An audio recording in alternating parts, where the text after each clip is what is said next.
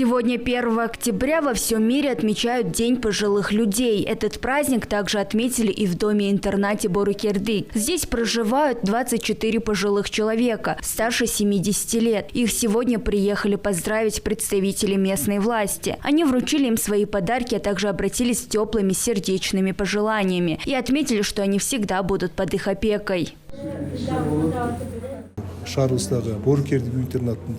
К сегодняшнему празднику мэрия специально разработала план. По нему для 100 пожилых людей была оказана материальная помощь, а также учреждения города возьмут опеку над 100 пожилыми людьми. Кроме того, мы сегодня приехали поздравить жителей дома-интерната Бору-Кердик.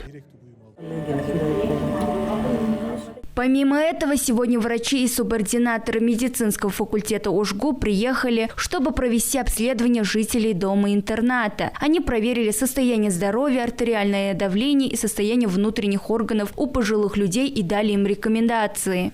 Мы пришли сюда в День пожилых поздравить наших бабушек, дедушек и заодно оказать им медицинскую помощь, провести диагностику. Такие, в принципе, акции и мероприятия мы проводим ежегодно. Мы посещаем не только такие заведения, где они локализуются, но и также выезжаем за пределы города Ош. По словам директора дома-интерната Бору-Кердик, состояние его жителей стабильное, но из-за преклонного возраста возникают проблемы с давлением. Поэтому такие обследования идут им только на пользу.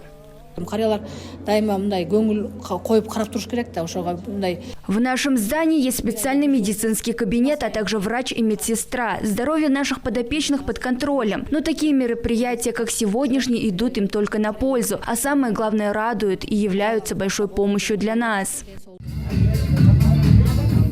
Кроме этого, на сегодняшнем празднике был организован целый концерт с песнями и музыкальными номерами. Пожилые люди были в приподнятом настроении и радовались словно дети.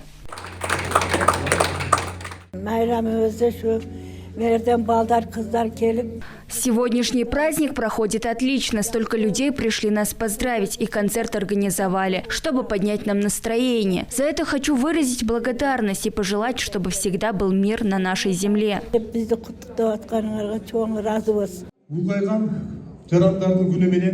А также к сегодняшнему празднику было организовано торжественное мероприятие с праздничным обедом со стороны местной власти. На него пригласили пожилых людей со всех районов Ошской области. Нагима Бакаева, Манарбек Арзыбекулу, ЛТР, город Ош.